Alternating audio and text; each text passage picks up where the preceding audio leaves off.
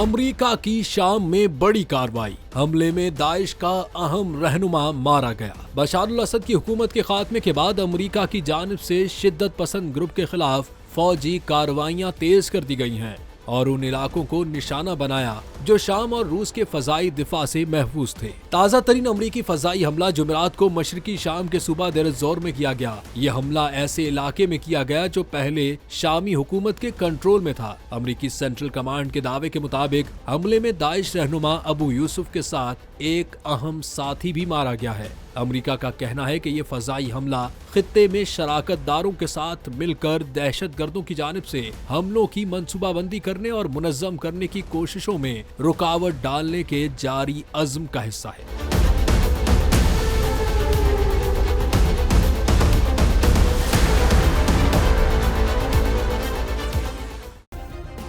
Subscribe करें और bell दबाएं ताकि कोई खबर रह न जाए।